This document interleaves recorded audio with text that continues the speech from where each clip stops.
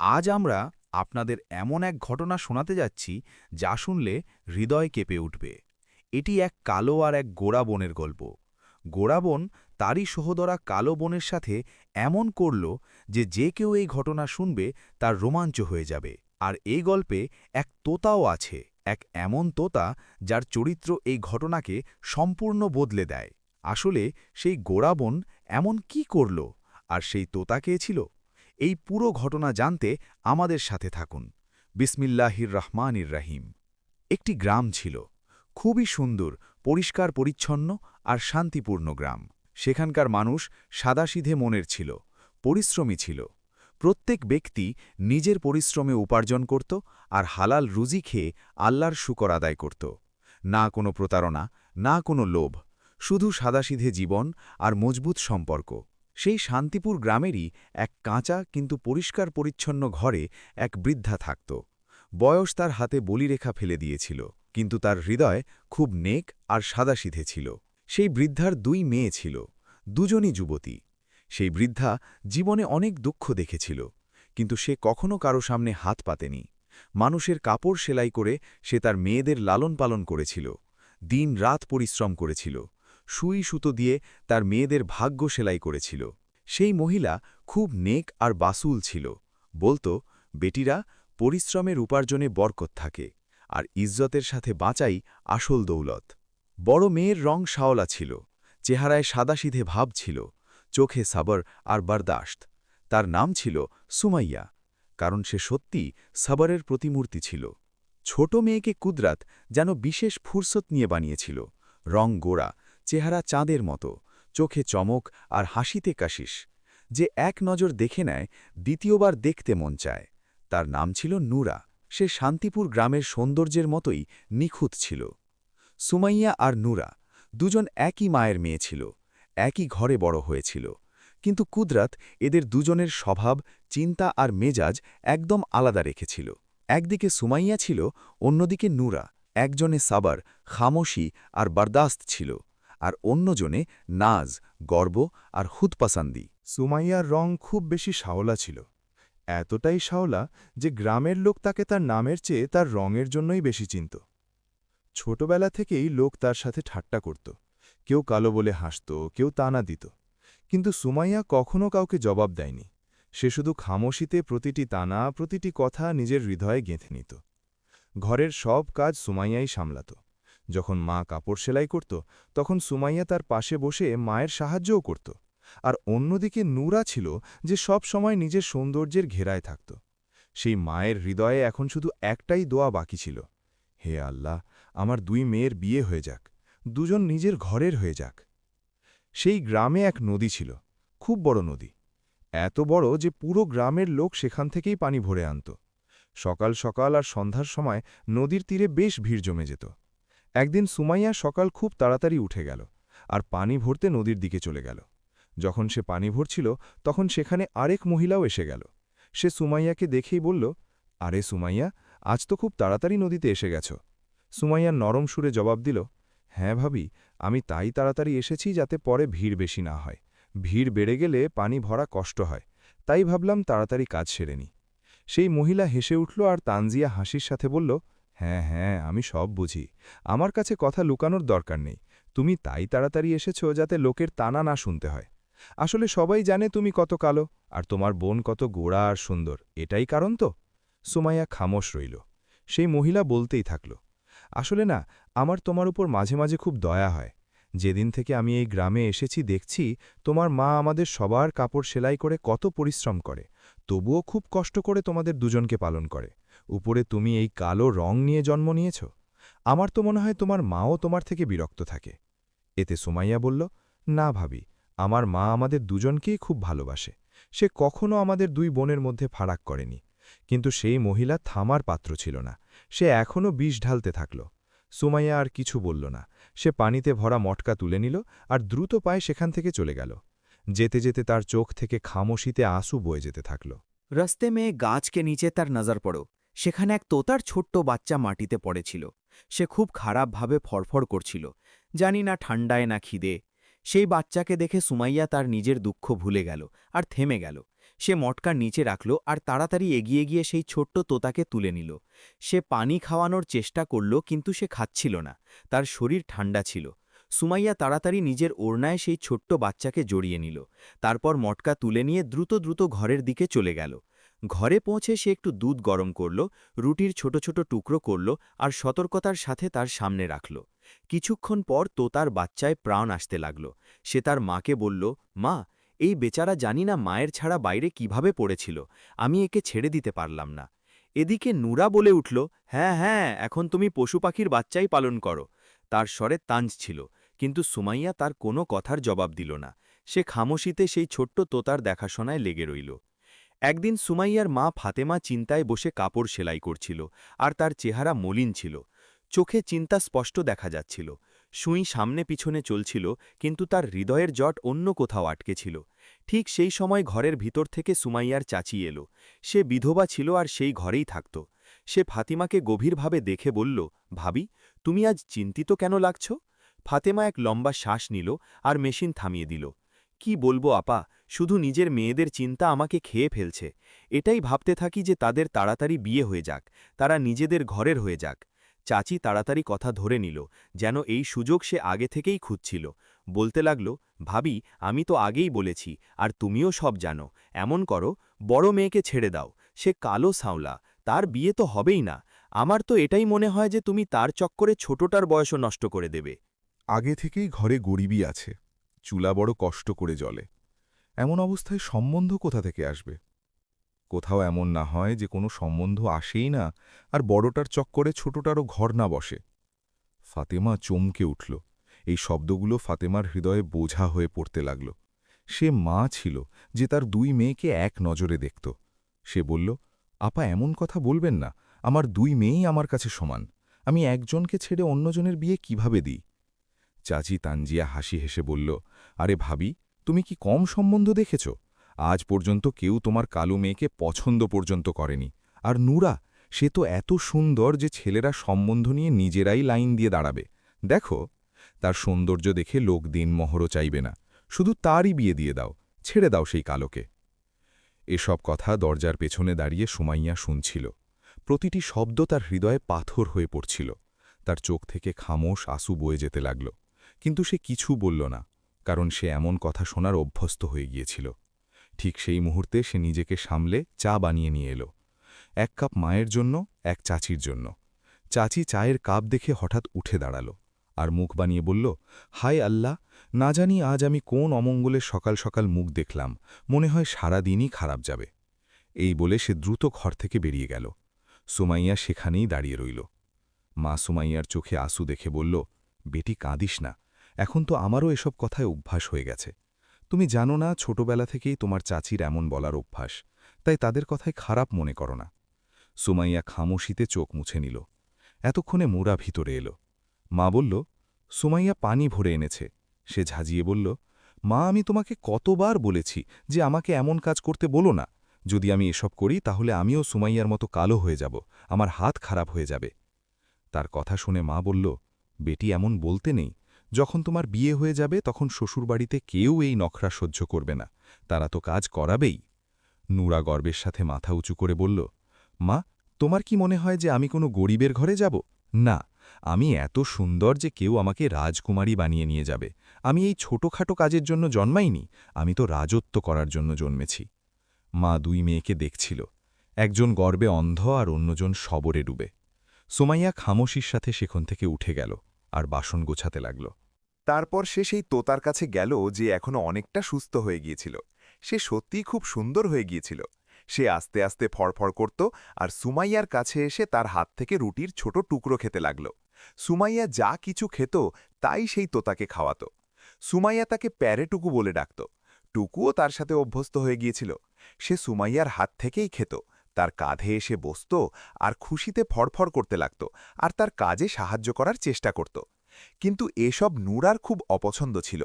অনেকবার এমন হয়েছে যে যখন সুমাইয়া ঘরের কাজে ব্যস্ত থাকত তখন নুরা টুকুকে ধরে রাগে বাইরে আঙিনায় ফেলে দিত। ছোট্ট পাখি ভয়ে উড়ে কখনো দেয়ালে বসত, কখনো গাছের ডালে। কিন্তু কিছুক্ষণ পর সে নিজেই ফিরে আসত, যেন তার জানা ছিল তার ঠিকানা কোথায়। একদিন সম্বন্ধ দেখতে কিছু লোক এলো, তাই তাড়াতাড়ি চাচি বলল, ভাবি, আজ নুরাকে সামনে করো, যাতে সে তাদের ঘরের হয়। কিন্তু সুমাইয়ার মা বলল, এটা ঠিক হয়েছে যে আমার বড় মেয়ে সুমাইয়াই সামনে যাবে, প্রথমে বড়, তারপর ছোটর পালা। চাচি আর মায়ের মধ্যে তর্ক শুরু হলো। শেষ পর্যন্ত সুমাইয়ার মা কঠিন স্বরে বলল, প্রথমে আমার বড় মেয়ে আসবে, তারপর ছোটর পালা আসবে। আমি একজনকে ছেড়ে অন্যজনকে এগিয়ে দেব না। এই বলে সে নুরাকে জোর করে ভিতরে বসিয়ে দিল। সুমাইয়াকে মেহমানদের সামনে ডাকল। সেই লোকেরা একে অপরের দিকে তাকিয়ে আস্তে স্বরে কথা বলতে লাগল। এটা কোনো কালো কলুটি মেয়ে সামনে বসিয়ে দিয়েছে। তারা চা না খেয়েই উঠে দাঁড়াল। মা অনেক চেষ্টা করল, বলল, আরে বসুন, কিন্তু তারা কোনো কথা শোনার জন্য প্রস্তুত ছিল না। সেদিন সুমাইয়া তার অসহায়তায় খুব কাঁদল। রাত হতে হতে সুমাইয়ার জ্বর এলো। সে চারপায়ে দুর্বল হয়ে পড়েছিল, আর টুকু ছোট্ট তোতা অস্থির হয়ে গেল। তার বুঝতে পারছিল না আজ সুমাইয়া তাকে দানা কেন দিচ্ছে না। সে উড়ে এসে চারপায়ের কাছে বসে গেল, নিজের ছোট্ট ঠোঁট দিয়ে সুমাইয়ার চুল আলতো আলতো টেনে লাগল, যেন জাগাতে চায়। সুমাইয়া চোখ খুলে টুকুকে নিজের কাছে দেখল। তার ঠোঁটে হালকা হাসি এলো। তারপর সেই তোতা কিছুক্ষণ সুমাইয়াকে দেখে রইল। তারপর হঠাৎ ছোট্ট কিন্তু স্পষ্ট স্বরে বলল, আজ তোমার জ্বর এসেছে, তাই তুমি উঠতে পারোনি তো? চিন্তা করো না, তুমি খুব তাড়াতাড়ি সুস্থ হয়ে যাবে। দেখো, একদিন তোমার জন্যে খুব ভালো সম্বন্ধ আসবে। তুমি রানী হবে, সবাই তোমাকে ইজ্জত দেবে। সে একটু থামল, তারপর নরম সুরে বলল, দুনিয়া তো এমনই কথা বলে, অবস্থা আছে, কিন্তু তুমি খুব ভালো, খুব বুদ্ধিমান আর খুব সুন্দর। সুমাইয়া তোতাকে গভীরভাবে দেখতে লাগল, চোখে অবাক ভাব ছিল। আরে আমার টুকু, তুমি তো কথাও বলো, তুমি তো মানুষের মতে বলতে পারো। আর সে বলল, হ্যাঁ, আমি বলতেও পারি, শুনতেও পারি, আর সবকিছু বলতেও পারি।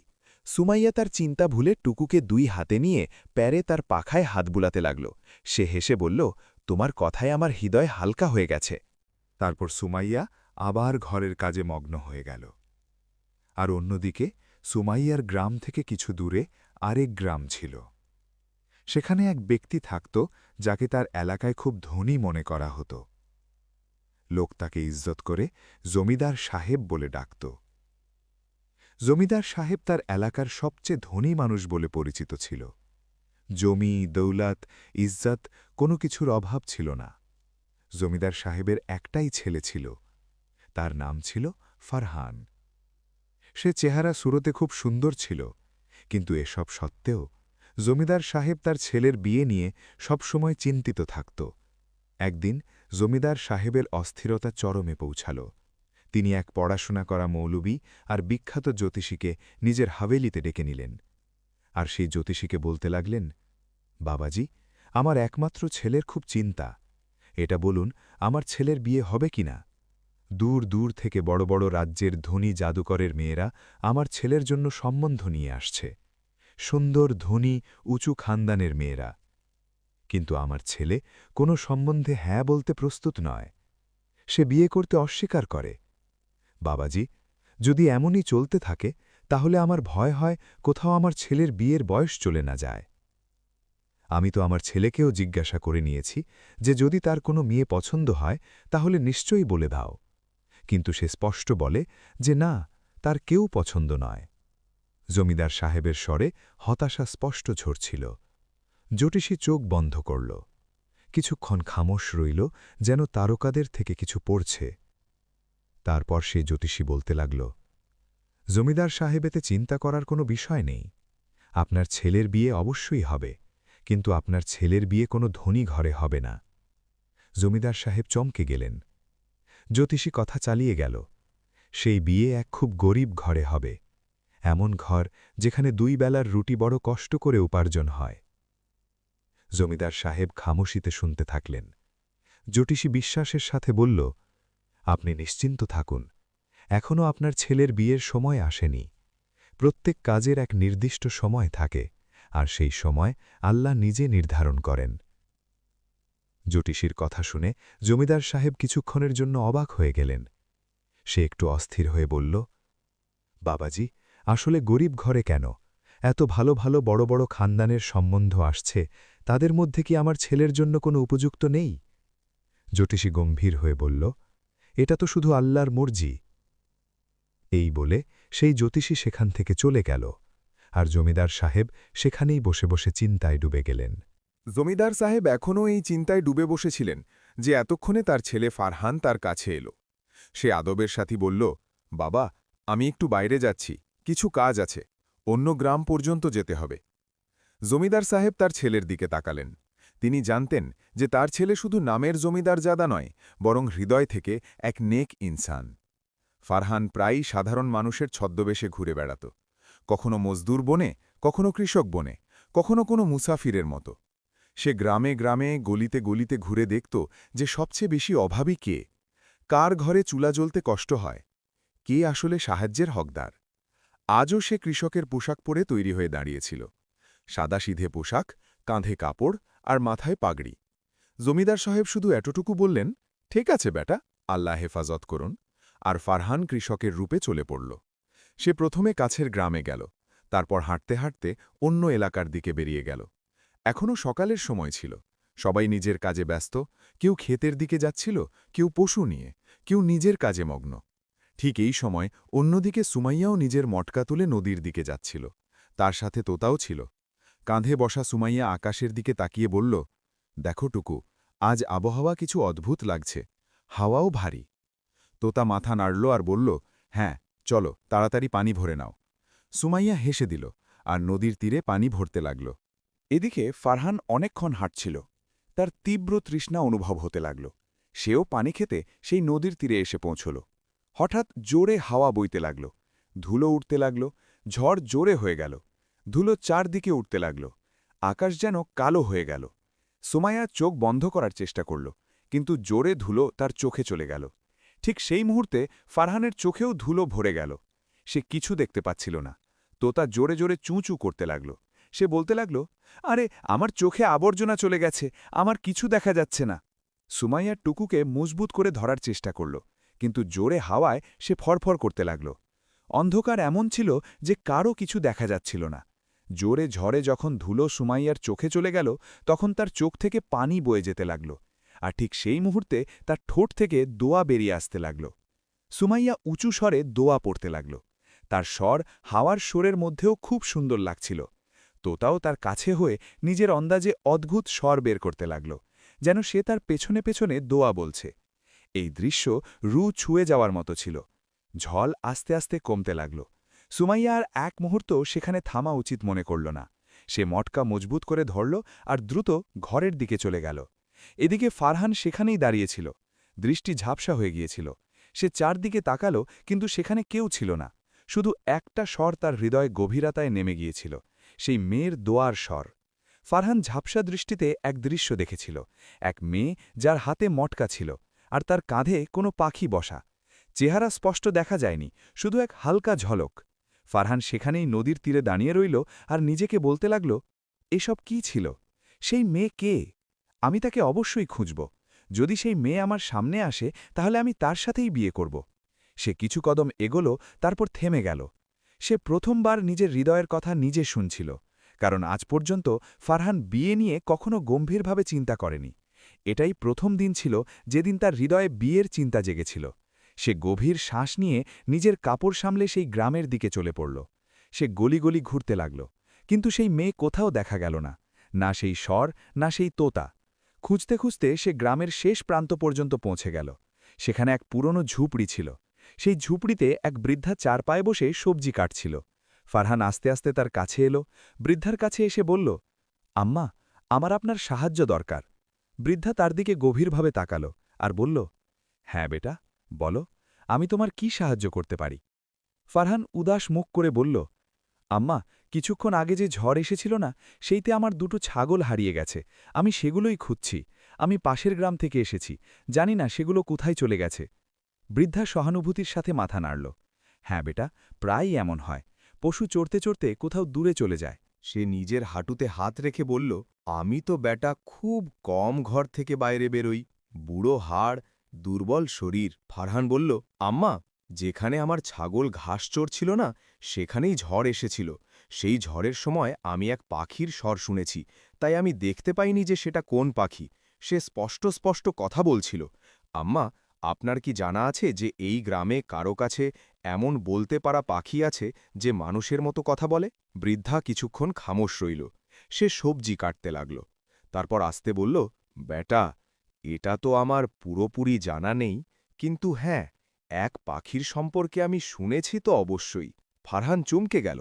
বৃদ্ধা কথা চালিয়ে গেল, লোক বলে যে এক পাখি কখনো কখনো কথা বলতে শোনা গেছে। সে পুরো মানুষের মতো নয়, কিন্তু কিছু শব্দ বলে নেয়। ফারহান অধৈর্য হয়ে জিজ্ঞাসা করল, আম্মা, সেই পাখি কার কাছে? বৃদ্ধা বলল, সেই পাখি আমাদের গ্রামে এক দর্জিন মহিলার ঘরে। সেই দর্জিন মহিলার মেয়ের কাছে সেই পাখি। সে আদবের সাথে বলল, আম্মা, আপনি কি বলতে পারবেন যে সেই ঘর কোথায়? বৃদ্ধা তার দিকে তাকিয়ে বলল, হ্যাঁ বেটা, সেই ঘর অন্য মহল্লায়। ফারহান সেখান থেকে অন্য মহল্লার দিকে চলে পড়ল। কিছুক্ষণ পর সে সেই গলিতে পৌঁছে গেল। সে সোজা সেই দর্জিনের ঘরের সামনে এসে থামল। ঘরের আঙিনায় এক মহিলা বসা ছিল। সেলাই মেশিন তার সামনে ছিল, আর সে ঝুঁকে কাপড় সেলাই করছিল। এটি সুমাইয়ার মা ফাতেমা ছিল। ফারহান এগিয়ে এসে বলল, খালা, আমাকে আপনার কাছে এক স্যুট সেলাই করাতে হয়। আমি শুনেছি যে আপনি খুব ভালো কাপড় সেলাই করেন, তাই আমি আপনার কাছে চলে এসেছি। সেই মহিলা মেশিন থামিয়ে তাকে দেখতে লাগল আর বলল, বেটা, আমি তো এটা জানি না যে আমি কাপড় ভালো সেলাই করি, কারণ আজকাল তো আমার কাছে কাপড় সেলাই করাতে কেউ আসেই না। কখনো কখনো কেউ একাদ কাপড় এলে তাই করে নি। ফারহান বলল, খালা, আপনার ঠিকানা আমার এক বন্ধু দিয়েছে। সে এখনও এই কথা শেষও করেনি যে ভিতর থেকে এক মেয়ে বাইরে এলো। যেই ফারহানের নজর তার উপর পড়ল, সে চুমকে গেল। নুরাও ফারহানকে দেখল। ফারহানের হৃদয়ে এক চিন্তা এলো, হয়তো এই সেই মেয়ে যার কাছে কথা বলা তোতা। সুমাইয়ার মা বলল, এটি আমার মেয়ে, আমার সাথে কাজে হাত লাগায়। সে তাড়াতাড়ি বলল, খালা, আমি কাপড় নিয়ে কাল চলে আসব। এই বলে সে সেখান থেকে চলে গেল। তারপর ফারহান প্রতিদিন কোনো না কোনো অজুহাতে সেই ঘরে চক্কর লাগাতে লাগল। সে প্রতিবার কৃষকের ছদ্মবেশে আসত, আর নজর সব সময় নুরার ওপর আটকে থাকত। নুরাও ফারহানকে দেখে খুব খুশি হতো। তার জানা ছিল না যে এই সাধারণ দেখতে যুবক এক বড় জমিদারের ছেলে। দুজন প্রতিদিন মিলতে লাগল। এই সময় একদিন সুমাইয়া নুরার কাছে এলো আর বলল, নুরা, আমার সাথে বাজার চলো, কিছু জিনিস নিতে হয়। মেহমান আসছে, আর ঘরেরও অনেক কাজ আছে। মা তো সেলাইয়ে লেগে আছে। এটা শুনে নুরার চেহারা বিকৃত হয়ে গেল। সে তীক্ষ্ণ স্বরে বলল, আরে, তোমাকে কতবার বলেছি যে আমাকে নোকরানির মতো কাজ বলো না? আর এই যে মেহমান আসছে, নিশ্চয়ই তোমাকেই কেউ দেখতে আসছে। সে হৃদয় ছিনে দেওয়া শব্দ বলল, আসলে তোমাকে কে পছন্দ করবে? না তুমি সুন্দর, না তোমার কপালে কিছু ভালো লেখা আছে। শুধু তোমার এই কালো কলুটি সুরতের জন্য আমার বিয়েও আটকে আছে, না হলে কবে হয়ে যেত। মা জানি না কেন এই জেদ যে প্রথমে তোমার বিয়ে হবে, তারপর আমার। এটা কেমন জেদ? দেখে নেবে, আজও তোমাকে কেউ পছন্দ করে নিয়ে যাবে না। প্রতিবারের মতো তোমার জায়গায় আমি পছন্দ হয়ে যাব। ছেলে দাও এসব, নিজের কপাল নিয়ে কেঁদে কি পাবে? কপাল তো সেই হয় যা চেহারার সাথে হয়। তোমার কি একটুও লজ্জা হয় না? প্রত্যেকের সামনে মুখ তুলে চলে যাও যে এসো আমাকে পছন্দ করে নাও, নিজেই নিজের বেইজ্জতি করিয়ে নাও। এই শব্দ সুমাইয়ার হৃদয়ে ছুরির মতো বিঁধে গেল। এতক্ষণে চাচিও এলো আর বলল, আরে হ্যাঁ, এই মেয়ে তো বোঝা হয়ে গেছে। সুমাইয়ার চোখ থেকে আঁসু বয়ে যেতে লাগল, কিন্তু সে খামোশ রইল। ঠিক সেই মুহূর্তে তোতা উড়ে এলো আর সুমাইয়ার কাছে এসে বসল, আর আস্তে স্বরে বলল, শুধু তুমি সবর করো, এসব কথার কোনো পরোয়া করো না। সে তাকে নিজের ঠোঁট দিয়ে আলতো আলতো টেনে আঙিনা থেকে বাইরে নিয়ে গেল। সন্ধ্যা হতেই আবার ছেলের লোক সুমাইয়াকে দেখতে এলো, কিন্তু প্রতিবারের মতো এবারও তাই হল। নুরাকে পছন্দ করে নিল, কিন্তু সে অস্বীকার করল, কারণ সে তো ফারহানকে পছন্দ করে নিয়েছিল। ঘরে খামোশি খুশি ছড়িয়ে গেল। সুমাইয়া কিছু না বলে ঘর থেকে বাইরে বেরিয়ে গেল।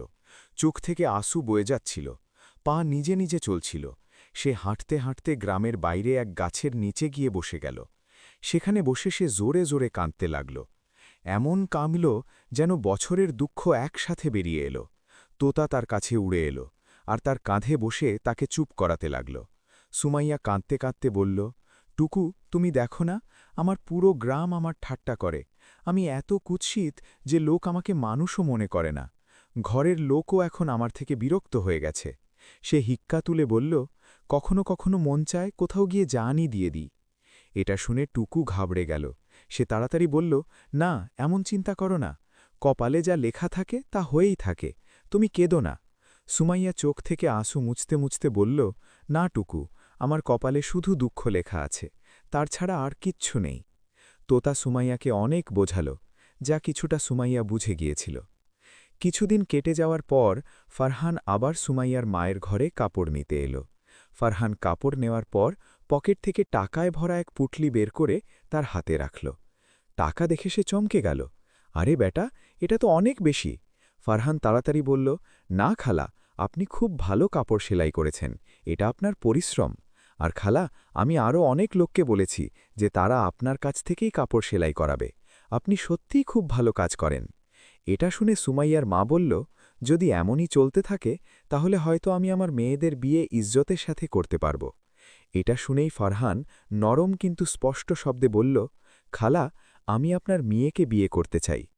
এটা শুনে সুমাইয়ার মা অবাক হয়ে গেল। সে তাড়াতাড়ি বলল, আরে বেটা, আমি তো তোমাকে ভালোভাবে চিনিও না। ফারহান মাথা নিচু করে বলল, খালা, আমি এই এলাকার এক বড় ধনী ব্যক্তি, জমিদার সাহেবের ছেলে।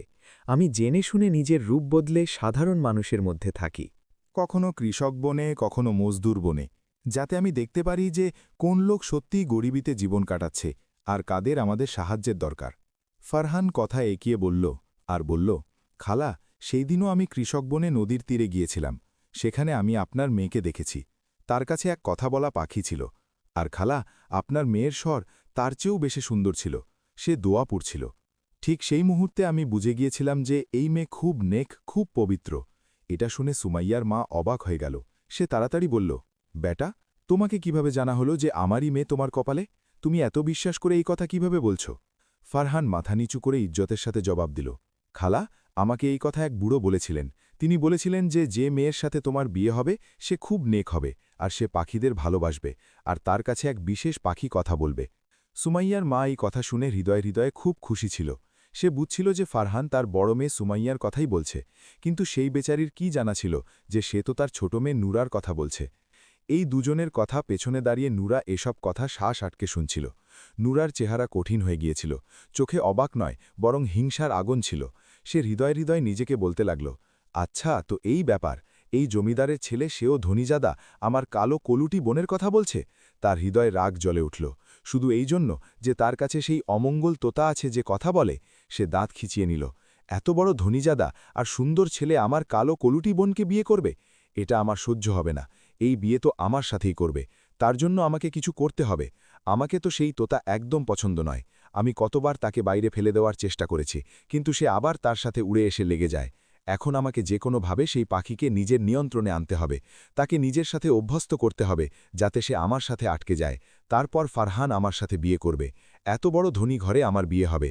সে ঘৃণায় ভেবে নিল, আমি আমার কালো কলুটি বোনকে কখনো সেই জমিদারের ঘরে ঢুকতে দেব না। তার জন্য তো কোনো গরিব, কোনো ফকিরও চলবে। আসলে সে তো কালো কলুটি, আমি এত সুন্দর, আর সেই হক শুভ আমার। আমাকে তার জন্য কিছু করতে হবে। নুরা সেখান থেকে চুপি চুপি বেরিয়ে গেল আর সোজা গ্রামের এক পাখি পালনকারীর কাছে চলে গেল। সেই লোক পাখি পালন আর তাদের নিয়ন্ত্রণে রাখার উপায় জানত। নুরা ইতস্তত করে সেই লোকের কাছে পাখিদের সম্পর্কে সব কিছু জিজ্ঞাসা করল। তো সেই লোক নুরাকে খুব ভালোভাবে সব কিছু বলে দিল। এই কথাগুলো নুরার হৃদয়ে গিট হয়ে বসে গেল। সে তাড়াতাড়ি ঘরে ফিরে এলো। এখন সে সেই তোতার সাথে নরম স্বরে কথা বলত, হাসত আর দেখানোর প্যারে ভালোবাসা দেখাত। সুমাইয়া এসব দেখে হৃদয় হৃদয়ে ভাবত, হয়তো নুরাও এখন পাখিদের ভালোবাসতে শুরু করেছে। এদিকে সুমাইয়ার মাও খুব খুশি ছিল যে তার বড় মেয়ের বিয়ে হতে যাচ্ছে। বেচারি মা জানত না যে তার ছোট মেয়ে কত চালাক হয়ে গেছে। সে এটাও জানত না যে নুরার ভালোবাসা শুধু এক ঢং, আর তার হৃদয়ে মহব্বত নয় বরং লোভ পল্লবিত হচ্ছে। আর কথা বলা তোঁতা সব কিছু দেখছিল, সব কিছু বুঝছিল। সে খামোশ ছিল। এদিকে সুমাইয়ার মা বলল, বেটি, এখন তো তোমার কপাল চকচক করছে। সুমাইয়া ঘাবড়ে মায়ের দিকে তাকালো আর ধীর স্বরে বলল, মা, আমাকে তো জমিদারের ছেলে দেখেইনি, তারপর সে আমাকে বিয়ে কিভাবে করবে? তার চোখে ভয় স্পষ্ট ঝলকাচ্ছিল। সে এগিয়ে বলল, আর যদি সে আমাকে দেখে নেয় আর তারপর বিয়ে থেকে অস্বীকার করে, তাহলে কি হবে? মা নরম সুরে সুমাইয়ার গালে হাত রেখে বলল, বেটি, ভালো চিন্তা করো, কিছু ভুল হবে না। যা আল্লাহ লিখেছেন তাই হয়েই থাকবে। তারপর নুরা এমন এক খেল খেলল যার কথা কেউ ভাবতেও পারেনি। সে জানত যে ফারহান আগে থেকেই তার ভালোবাসায় মজবুত, আর তার এই ব্যাপারে কারও পরোয়া ছিল না। নুরা একদিন ফারহানকে জিজ্ঞাসা করল, এটা বল, তোমার গ্রামে কি কোনো ছেলে আছে যে কোনো কালো কলুটি মেয়েকে বিয়ে করে নেয় আর তার কোনো আপত্তিও হয় না? চাই সে বেশি উপার্জন করুক বা না করুক। ফারহান সাদাসিধে জবাব দিল, হ্যাঁ, এক ছেলে আছে, এক পায়ের মজদুর, কাজ বেশি করতে পারে না, ছোট্ট ঘর, কিন্তু হৃদয় খারাপ নয়, সে খুব নেক আর পরহেজগার, শুধু এটাই যথেষ্ট। তারপর সে ফারহানকেও ধোকায় রেখে বলল, দেখো, যেদিন আমাদের বিয়ে হবে না, সেদিনই আমার বড় বোনেরও বিয়ে হওয়া উচিত, নাহলে আমার মা তার জন্য খুব চিন্তিত হবে, কারণ আমার বোন কোথাও একা না থাকে, কারণ মা আমার বিয়ের আগে থেকেই আমার বড় বোনের বিয়ে করতে চায়। ফারহান এই কথা নেকি মনে করে মেনে নিল।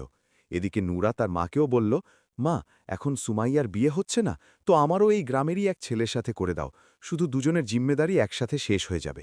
মা খুশি খুশি মেনে নিল, কারণ সে জানত যে আমার মেয়ে এত সুন্দর, তাই সে নিজের জন্য কোনো সুন্দর জীবনসঙ্গীই বেছে নিয়েছে। আর এভাবে বিয়ের দিন এলো। তো সেদিন তোতা জোরে জোরে চিৎকার করতে লাগল, ধোকা হচ্ছে, ধোকা হচ্ছে, কিন্তু তার ওপর না সুমাইয়া কোনো তবজ্জ দিল আর না অন্য কেউ। দুই বোনের একই দিন নিকাহ হল, সবকিছু হয়ে গিয়েছিল, কিন্তু আসল কিয়ামত এখনও বাকি ছিল। যখন দুই দুলহের চেহারা থেকে নকাব সরানো হলো আর রুকসাতির সময় এলো, তখন সুমাইয়ার মা সেখানেই স্থির হয়ে গেল। তার চোখের সামনে অন্ধকার ছড়িয়ে গেল। সে দেখল যে সুমাইয়া এক পায়ের মজদুর লোকের সাথে আর নুরা জমিদারের ছেলের সাথে। তাকে এক মুহূর্তে সব বুঝে গেল। তার নিজের সহোদরা মেয়ে তার বোনের সাথে এমন ধোঁকা করেছিল যার কল্পনাও করা যায় না। সে চিৎকার করে উঠল, এ কি হয়ে গেল? ঠিক সেই মুহূর্তে তার সেই কথাগুলো মনে পড়ে গেল যা নিকাহের আগে কথা বলা তোতা বারবার বলছিল, ধোঁকা হচ্ছে, ধোঁকা হচ্ছে। কিন্তু সে সেই কথায় মন দেয়নি। এই ধাক্কা তার হৃদয়ের জন্য খুব বড় ছিল। সে হঠাৎ নিজের বুক চেপে মাটিতে পড়ে গেল। সবাই ঘাবড়ে গেল। সুমাইয়া চিৎকার করে মায়ের কাছে ছুটে গেল, মা, মা, উঠো মা। কিন্তু মা এই দুনিয়ার সব কষ্ট পেছনে ফেলে দিয়েছিল। সে সেই ধাক্কায় এই ফানি দুনিয়া থেকে বিদায় নিয়েছিল। সুমাইয়া মায়ের বুকে লিপ্ত হয়ে বিলাপ করে কাঁদতে লাগল, আর নুরা খামোশ দাঁড়িয়েছিল। মায়ের মৃত্যুর পর সুমাইয়ার উপর দুঃখের পাহাড় ভেঙে পড়ল। পরে যখন তোতা তাকে সব সত্য বলল যে তার সাথে কেমন ধোঁকা হয়েছে, তখন সুমাইয়ার হৃদয় এক মুহূর্তের জন্য কেঁপে উঠল। কিন্তু তারপর সে মাথা নিচু করে নিল। চলো, কোনো ব্যাপার নয়, আমার কপালে যা লেখা ছিল তাই আমি পেয়েছি, আর আমার বোনের কপালে যা ছিল তাই সে পেয়েছে। সে কারো কাছে কোনো অভিযোগ করল না, শুধু আল্লাহর শুকুর আদায় করল। এদিকে নুরা জমিদার খানদানের আলিশান ঘরে চলে গিয়েছিল। সোনার গয়না, রেশমের কাপড় আর খাদেমাদের শাড়ি। সে মহলের মতো ঘরে নিজের স্বামীর সাথে খুব খুশি ছিল। আর এদিকে সুমাইয়া এক ছোট্ট কাঁচা ঘরে নিজের মজদুর স্বামীর সাথে থাকতে লাগল। সুমাইয়া পরিশ্রমী ছিল, বরদাস্ত করা ছিল, আর হৃদয়ের নেক ছিল। সে নিজের স্বামীর প্রতিটি কাজে সাথ দিত, তার প্রতিটি দুঃখকে নিজের দুঃখ মনে করত, আর প্রত্যেক অবস্থায় শুকুর আদায় করত। সুমাইয়ার স্বামী যখন তার নেকি দেখল, তখন তার হৃদয়ে তার জন্য মহব্বত জেগে উঠল। সে প্রায়ই বলত, আমি আল্লাহর লাখ লাখ শুকুর আদায় করি যে আমাকে এমন বিবি পেয়েছি। সুমাইয়ার স্বামী এক পায়ের মজদুর হওয়া সত্ত্বেও খুব পরিশ্রমী ছিল। সে গ্রামের কাছে থাকা বাগ থেকে ফুল তুলে আনত, আর তারপর সেগুলো গ্রামে বিক্রি করে দিত। এভাবে তার আর সুমাইয়ার জীবনের গাড়ি চলছিল। দুই বেলার রুটি এই পরিশ্রম থেকেই নসিব হতো। তোতাও সুমাইয়ার সাথে সেই কাঁচা ঘরে চলে এসেছিল। সে সারা দিন কখনো আঙিনায়, কখনো গাছে উড়ে বেড়াত। রশিদ প্রায়ই হেসে বলত, সুমাইয়া, কখনো কখনো আমার মনে হয় এই তোতা কোনো সাধারণ তোতা নয়, এটা তো সবকিছু আগে থেকে জেনে নেয়, নিশ্চয়ই কোনো জাদুকর তোতা।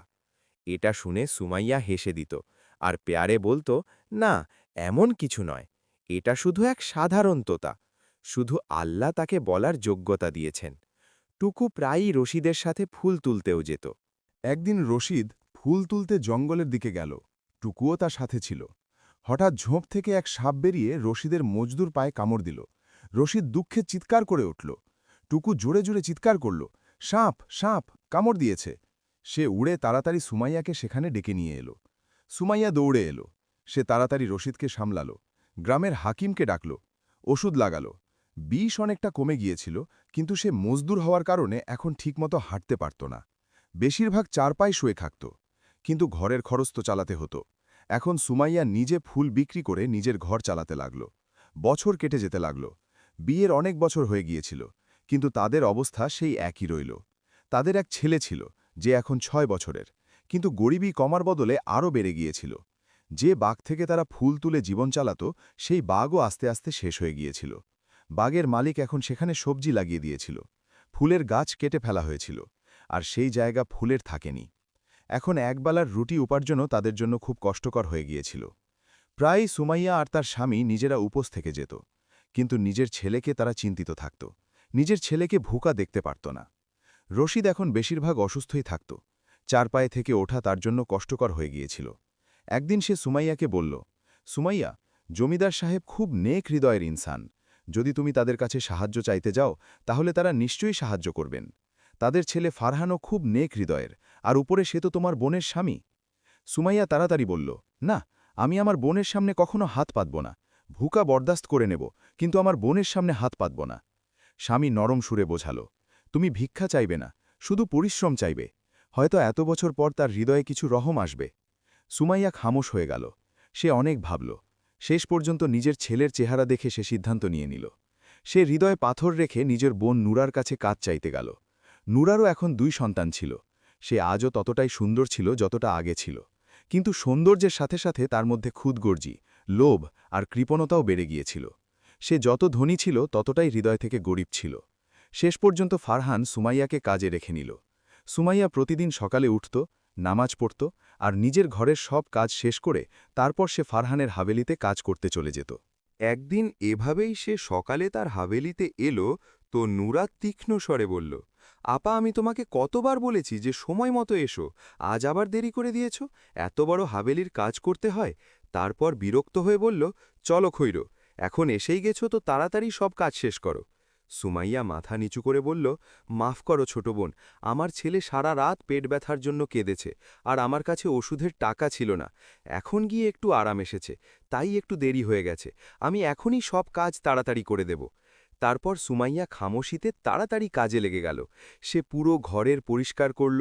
যখন সে বাসন ধুয়ে ফাঁকা হলো তো নুরা এসে হুকুম চালাতে লাগল, এই যে চাল আছে না, এগুলো সাফ করো, ভাঙা চাল আলাদা করে দাও। আমাদের হাভেলিতে শুধু সাফ আর ভালো চাল রান্না হয়, ভাঙা চাল এখানে ব্যবহার হয় না। তারপর এগিয়ে বলল, আর তারপর দুপুরের খাবার বানিয়ে দাও। সুমাইয়া তাড়াতাড়ি সেই চাল সাফ করল আর দুপুরের খাবার বানাতে লাগল। তোর হৃদয়ে ভাবছিল, যখন আমি কাজ চাইতে এসেছিলাম তখন জমিদার সাহেব তো বলেছিলেন যে কাজ করে নাও, কিন্তু নুরা তো তাড়াতাড়ি বলে দিয়েছিল যে বদলে শুধু রুটি দেবে, এর ছাড়া আর কিছু নয়।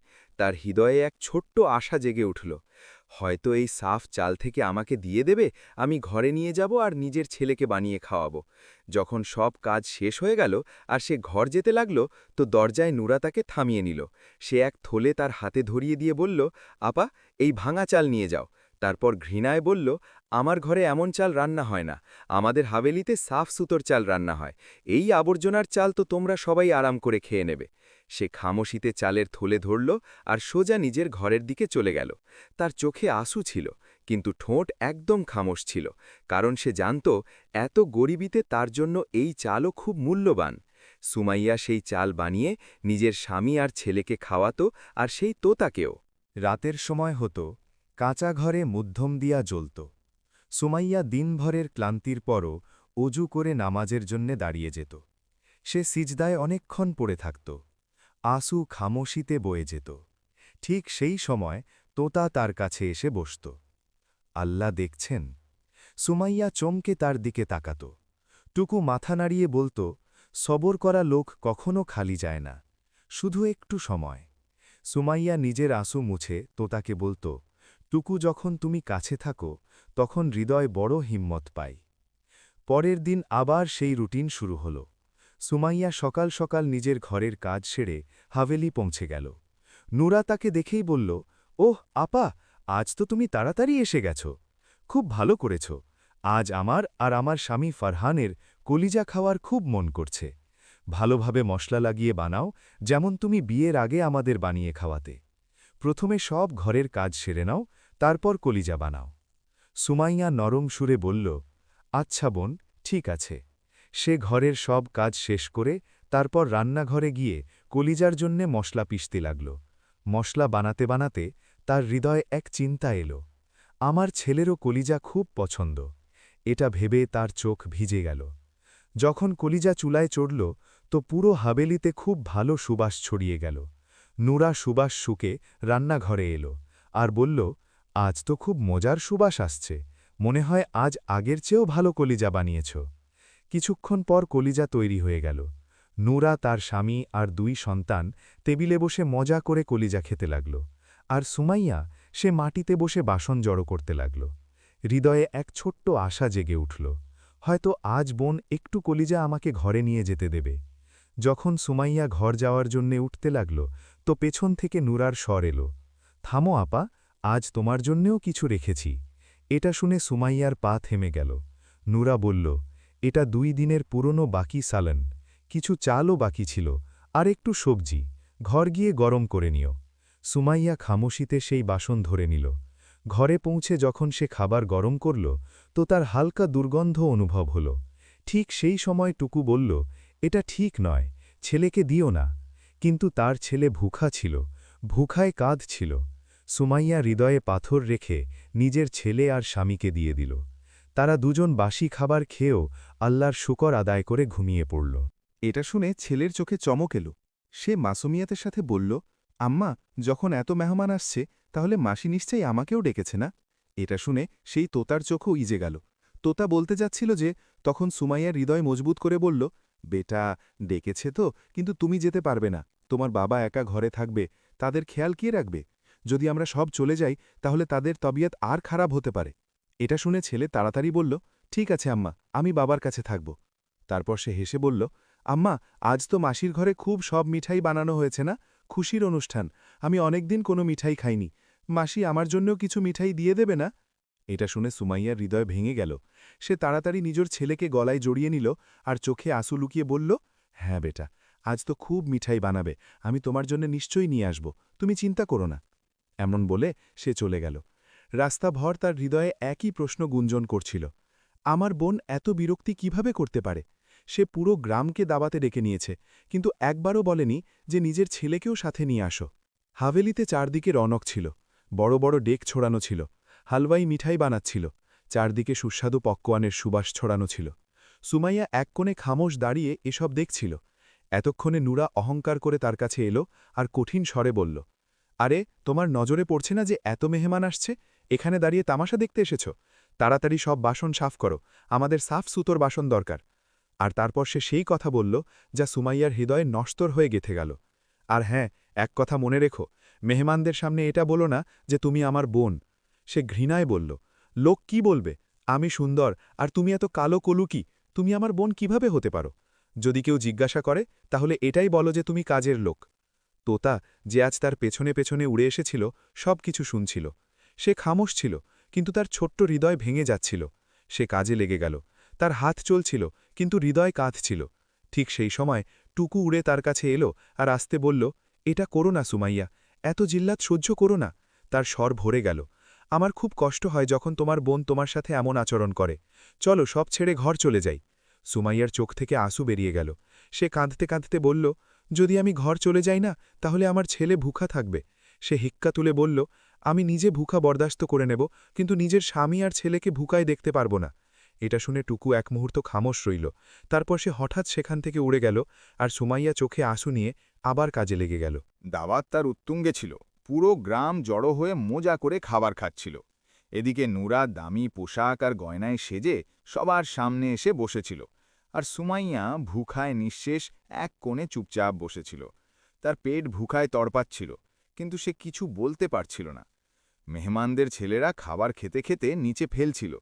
নুরাই দৃশ্য দেখে সুমাইয়াকে ডাক দিল, আপা, এই যে ছেলেরা খাবার নষ্ট করছে না, নিচে পড়ছে, এটাকে একদিকে জড়ো করে নাও, খাবার নষ্ট করা উচিত নয়।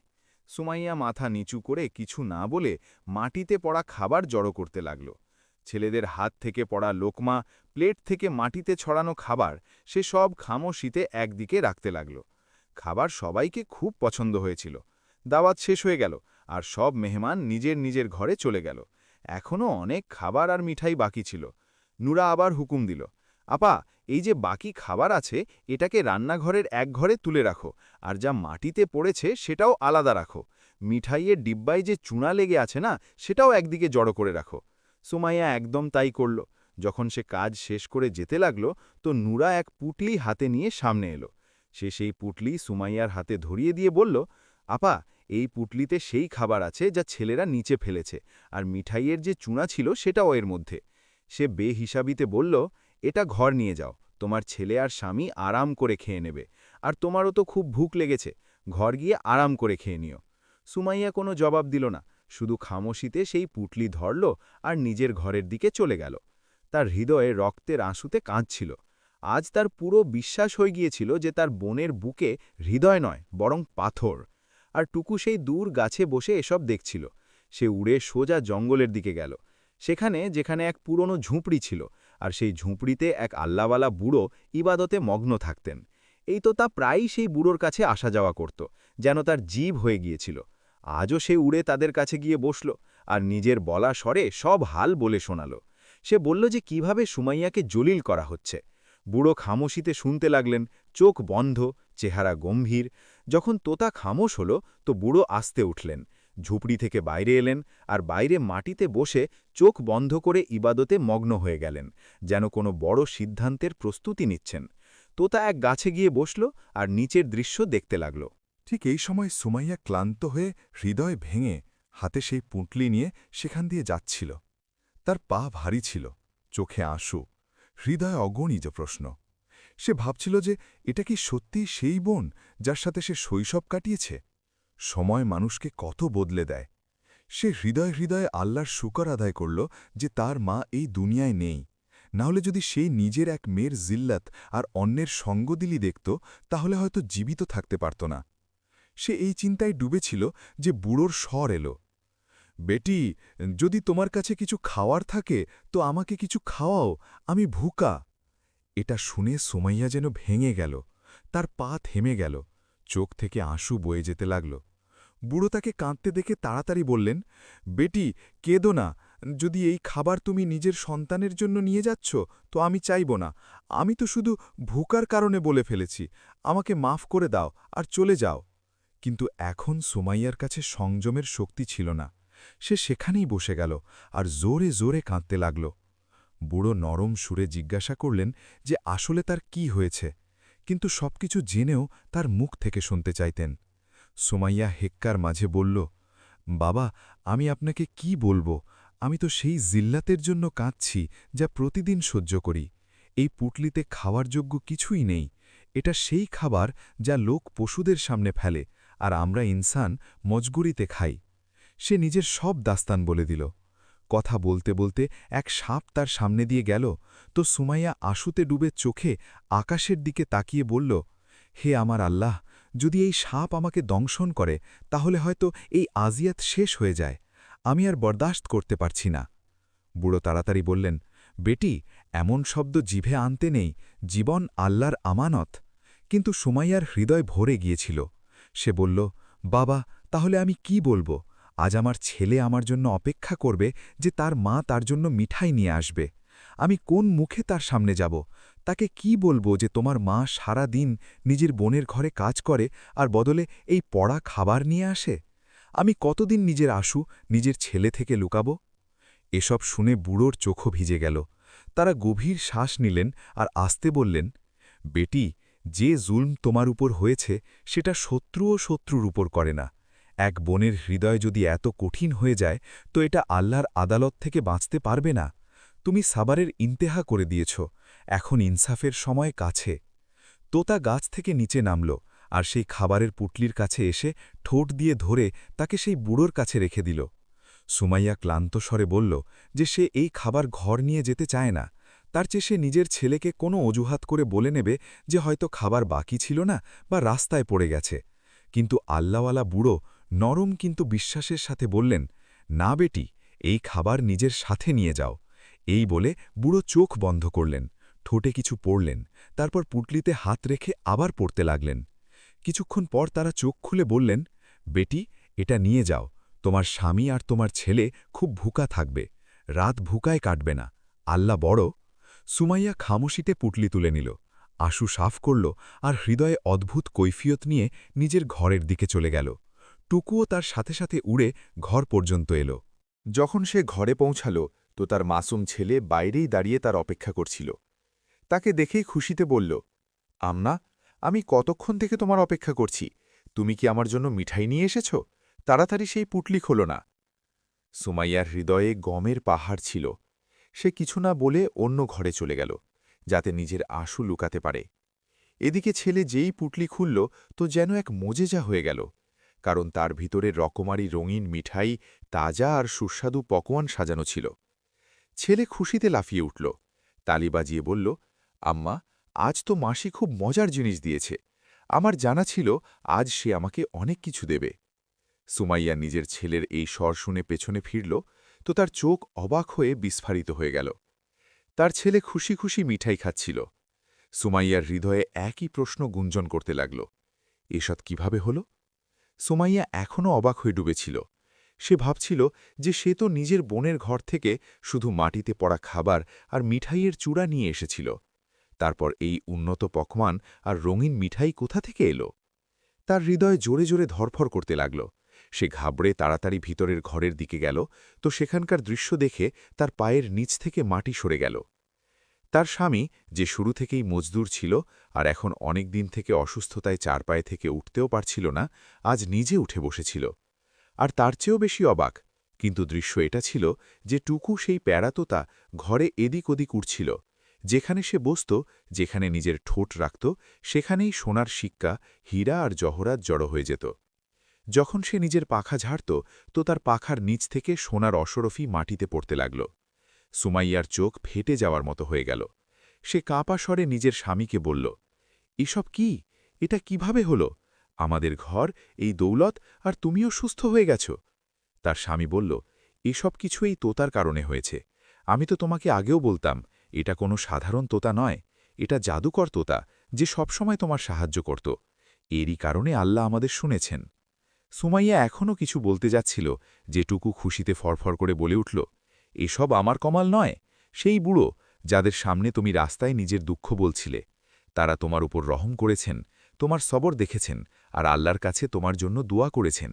এই সব কিছু তাদেরই দোয়ার বদৌলতে হয়েছে। সেদিন থেকে তাদের জীবনে সব কিছু বদলে গেল। যে পরিবার গতকাল পর্যন্ত ভুখা, জিল্লাত আর গরিবীর ছায়ায় বেঁচেছিল, আজ তার জীবন খুশিতে ভরে গিয়েছিল। সুমাইয়া আর তার স্বামী সেই গ্রামেই এক সুন্দর ঘর কিনে নিল, আর সেখানে সুকুনে থাকতে লাগল। সুমাইয়ার জিভে সবসময় একই জুমলা থাকত, হে আল্লাহ তোমার শুকর, হে আল্লাহ তোমার শুকর। সে প্রতি মুহূর্তে নিজের রবের নেয়ামতের উপর শুকর আদায় করতে থাকত। তোতাও খুশি খুশি বলত, দেখো সুমাইয়া, তুমি সাবার করেছিলে, আর সাবারের ফল সবসময় মিষ্টি হয়। আল্লাহ তোমাকে তোমার সাবারের বদলা দিয়ে দিয়েছেন। তার স্বামী এখন একদম তন্দ্রুষ্ট হয়ে গিয়েছিল। সে নিজের ক্ষেত কিনে নিয়েছিল, সেখানে সবজি আর ফসল উৎপাদন করতে লাগল, আর পরিশ্রম করে হালাল রুজি উপার্জন করতে লাগল। তাদের ছেলে এক ভালো স্কুলে ভর্তি হয়ে গিয়েছিল। এদিকে নুরা নিজের ঘরে অস্থির হয়ে উঠছিল। অনেক দিন কেটে গিয়েছিল আর সুমাইয়া কাজে আসেনি। সে ঝুঁঝলিয়ে নিজের স্বামীকে বলতে লাগল, ৩ দিন হয়ে গেছে আমার সেই কালো কলুটি বোন কাজে কেন আসছে না? কোথাও তার স্বামী মরে তো যায়নি, হয়তো বিধবা হয়ে গেছে তাই আসছে না। তার স্বামী বিরক্ত হয়ে বলল, এটা কেমন কথা বলছ? কারো সম্পর্কে এমন বলতে নেই। কিন্তু নুরা তাঞ্জিয়ে হেসে বলল, তুমি তো সবসময় তার পক্ষেই কথা বলবে। তারপর সে রাগে নিজের নকরকে ডেকে হুকুম দিল, যাও গিয়ে দেখো আমার সেই কালো কলুটি বোন কেন আসছে না, তার ঘরে গিয়ে খবর নাও। নকর গ্রামের লোকদের জিজ্ঞাসা করতে করতে সুমাইয়ার ঘরে পৌঁছে গেল। যেই সে ঘর দেখল, তার চোখ অবাক হয়ে ফেটে গেল। সামনে এক সুন্দর সুসজ্জিত ঘর ছিল। সে দেখল যে সুমাইয়ার স্বামী একদম সুস্থ হয়ে কাজে যাচ্ছে, আর সুমাইয়া ঘরের আঙিনায় বসে টুকুর মাথায় হাত বুলিয়ে তার সাথে কথা বলছে। নকর এই দৃশ্য দেখে বেহাল হয়ে গেল, আর তাড়াতাড়ি দৌড়ে নুরার হাবেলিতে ফিরে এলো। হাঁপাতে হাঁপাতে বলল, বিবি, যাকে আপনি কালো কুলুটি নকরানি বলতেন, সে তো এখন খুব বড় ধনী হয়ে গেছে। সে আপনার চেয়েও বেশি ধনী হয়ে গেছে। তার কপাল রাতারাতি বদলে গেছে। এটা শুনে নুরার পায়ের নিচ থেকে মাটি সরে গেল। সে রাগ আর অবাকের আলমে চিৎকার করল, এটা কিভাবে হতে পারে? এক নকরানি রাতারাতি ধনী কিভাবে হয়ে গেল? কোন খাজানা তার হাতে লেগে গেল? নকর খামোশ হয়ে একদিকে সরে গেল, আর নুরা রাগে এদিক ওদিক ঘুরতে লাগল। সন্ধ্যায় যখন তার স্বামী ঘরে এলো, তো নুরা ঝুঁঝলিয়ে বলল, শোনো, আমার সেই কালো কলুটি বোন রাতারাতি ধনী হয়ে গেছে, তার ভাঙা ঘর মহলের মতো হয়ে গেছে। তার স্বামী ইতমিনানের সাথে জবাব দিল, তো এতে অবাক হওয়ার কি আছে? সেই বেচারি সারা জীবন দুঃখ আর গরিবই দেখেছে। যদি আল্লাহ তাকে খুশি দিয়ে থাকেন, তো তো এটা খুব ভালো কথা। যদি জানতে চাও তো গিয়ে নিজেই তার কাছে জিজ্ঞাসা করো। এটা শুনে নুরার রাগ আরও বেড়ে গেল। তার সহ্য হল না যে তার স্বামীও সুমাইয়ার পক্ষে কথা বলে। সে তীক্ষ্ণ পায়ে উঠে গেল আর রাগে ভরে সোজা নিজের বোন সুমাইয়ার ঘরের দিকে চলে গেল। যখন নুরা তার ঘরে পৌঁছল তো সামনের দৃশ্য দেখে তার পা থেমে গেল। সেই সুমাইয়া, যাকে সে কখনো কাঁচা ঘরে থাকতে ফাটা কাপড়ে কাজ করতে দেখত, আজ এমন ঘরে থাকছে যা কোনো মহলের চেয়ে কম নয়। হৃদয়ে হিংসার আগুন জ্বলে উঠল, কিন্তু সে সেই জ্বালা চেহারায় হাসির পর্দা দিয়ে লুকিয়ে সোজা ভিতরে চলে গেল। ভিতরে গিয়ে সে মাসনুই ভিক্রমন্দির সাথে বলল, বোন, তুমি অনেক দিন থেকে কাজে আসনি, তাই তোমার খোঁজ নিতে চলে এসেছি। সুমাইয়া তাকে বসালো। সে তানজিয়া হাসির সাথে বলল, আসলে বোন, আমাকেও তো বলো, তুমি এত ধনী কিভাবে হয়ে গেলে? তুমি তো সবসময় গরিবিতেই জীবন কাটানোর ছিলে। তোমার স্বামীও বেচারা বছরের পর বছর অসুস্থ পড়েছিল। আসলে এমন কোন জাদু হয়ে গেল যে তোমার এই জীবনই বদলে গেল? সুমাইয়া বলল, বোন, এটা কোনো জাদু নয়, এটা আল্লাহর করম। আমি তো শুধু সবর করেছি, শুকর করেছি, আর নিজের রবের ওপর ভরসা রেখেছি। যখন ইনসান সব দরজা বন্ধ দেখে না, তখন আল্লাহ আকাশ থেকে রাস্তা খুলে দেন। সেই দিন যখন আমি আপনার ঘর থেকে মাটিতে পড়া খাবার আর মিঠাইয়ের চূড়া নিয়ে যেতে যেতে রাস্তায় এক নেক আল্লাহওয়ালা বুড়োর সাথে দেখা হয়েছিল, তো আমি তাদের সামনে কেঁদে পড়েছিলাম। এত কেঁদেছিলাম যে আমি তাদের নিজের সব দুঃখভরা কাহিনী বলে দিয়েছিলাম। সেই বুড়ো আমার দুঃখভরা কাহিনী শুনে আমার এই পুটলিতে কিছু পড়ে হাত লাগিয়েছিলেন আর আমার জন্য বিশেষ দোয়া করেছিলেন। আর সেই দোয়া থেকেই আমার জীবনই বদলে গিয়েছিল। নুরার হৃদয় হিংসার আগুন জ্বলে উঠল। তার চেহারা বাহ্যিকভাবে শান্ত ছিল, কিন্তু ভিতরে লোভ সাপের মতো ফণা তুলে বসেছিল। সে খামোশিতে সুমাইয়ার ঘর থেকে ফিরে এলো, কিন্তু তার হৃদয় এখন চেন থেকে বসার ছিল না। একই চিন্তা তার দিমাগে ঘুরছিল যে যদি সুমাইয়া সেই বুড়োর কারণে এত ধনী হয়ে যেতে পারে, তো সে কেন নয়?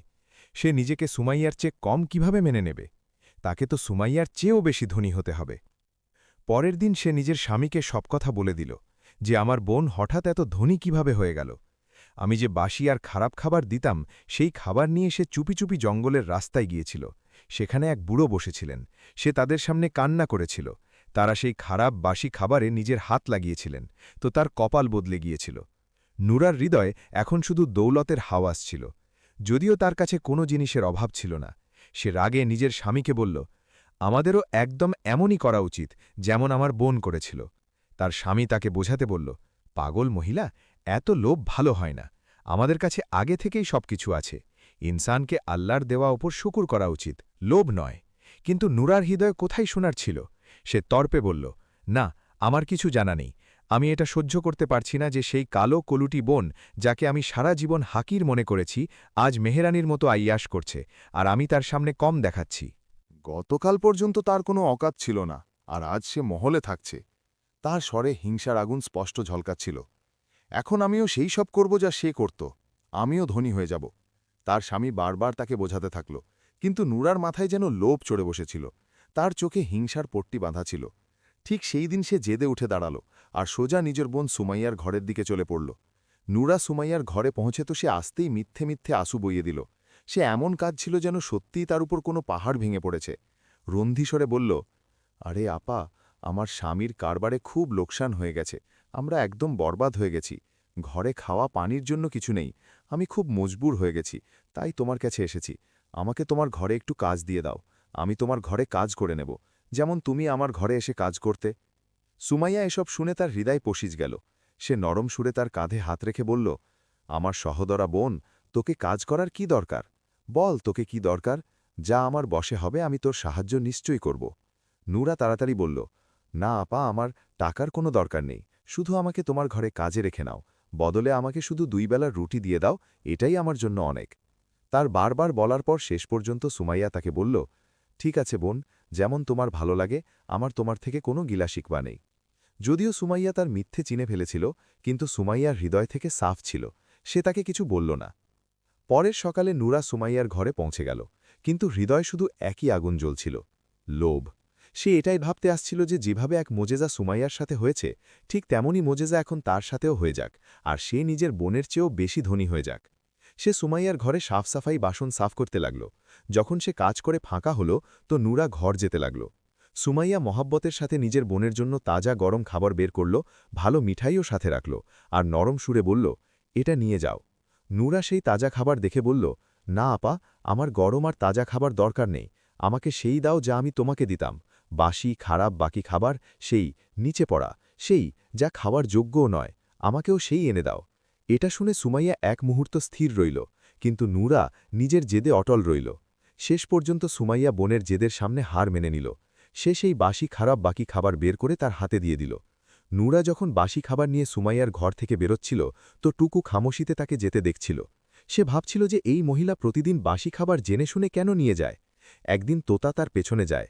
নূরার হৃদয়ে সেই সময় শুধু একই লোভ ছিল। সে নিজেকে বলছিল যে আসলে কতদিন আমি নিজের বোনের ঘরে নোকরানি বনে থাকব, আজ আমি সেই বুড়োর কাছে অবশ্যই যাব। এই ভেবে সে সোজা জঙ্গলের দিকে চলে গেল, যেখানে নেক আল্লাহওয়ালা বুড়ো বসে ইবাদত করছিলেন। টুকু সবকিছু বুঝে গিয়েছিল। সে জানত যে এই মহিলা মিথ্যা আর লোভের সাহায্যে সেই জিনিস হাসিল করতে চায়, যা সুমাইয়াকে সাবার আর সত্যতা থেকে পেয়েছে। ঠিক সেই মুহূর্তে নূরা কাঁদতে কাঁদতে বুড়োর কাছে পৌঁছে গেল।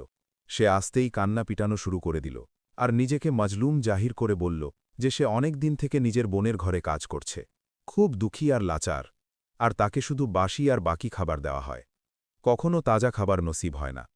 টুকুর আগে ফড়ফড় করল, আর সত্য বলার জন্য তার দিকে লাফিয়ে পড়ল, কিন্তু বুড়ো হাত তুলে তাকে থামিয়ে দিলেন। তারপর তারা গভীর নজরে নূরাকে দেখলেন, আর কঠিন স্বরে বললেন, তুমি নিজেরই বোনের উপর মিথ্যা অভিযোগ লাগাচ্ছ, তুমি লোভে অন্ধ হয়ে গেছ। আমি তোমার বোনকে চিনি, সে নিহায়েত নেক, সাবের আর পাক দিলের মহিলা। সে তোমাকে সবসময় ভালো আর তাজা খাবার দেয়, কিন্তু তুমি জেনে শুনে সেখান থেকে বাসি খাবার নিয়ে আসো। নূরা জিদে অটল রইল, আর বলল, না বাবা, আমি মিথ্যে বলছি না, আমি নিজের সন্তানদের কসম খেয়ে বলছি, আমার বোন আমার সাথে এমনই আচরণ করে।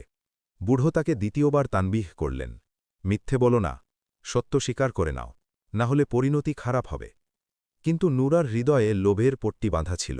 সে চিৎকার করে বলল, যদি আমি মিথ্যে বলছি, তো আপনি দোয়া করুন যে আমি এই মুহূর্তে মরে যাই। এটা শুনে বুড়োর চোখে আফসোস নেমে এল। তারা নূরার হাতে ধরা পুটলিতে হাত রাখলেন, চোখ বন্ধ করে কিছু পড়লেন, আর তারপর বললেন, যাও, এখন তুমি চলে যাও, তোমার খোয়াহিশ পূরণ হয়ে যাবে।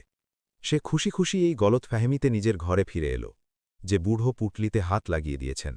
এখন তার সাথেও কোনো মোজেজা হয়ে যাবে। কিন্তু যেই সে ঘরের কাছে পৌঁছাল, তার পা টলে গেল।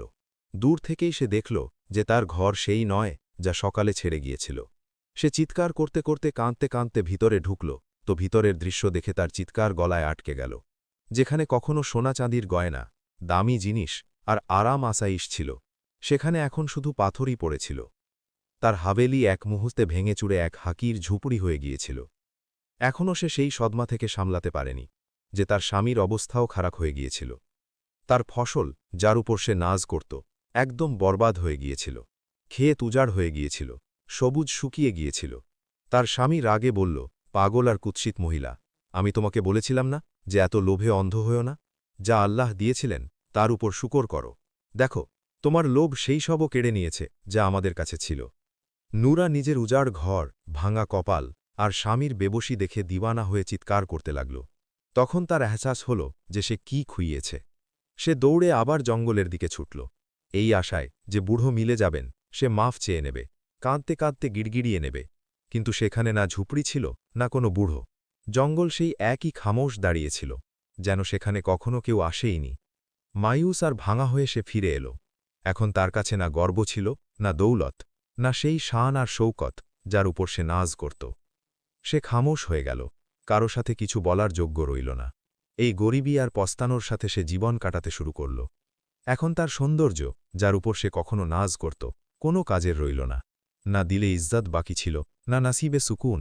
আর এদিকে সুমাইয়া সবর, শুকর আর সত্যতার সাথে আল্লাহর দেওয়া নেয়ামতের মধ্যে সুকুনে বেঁচেছিল।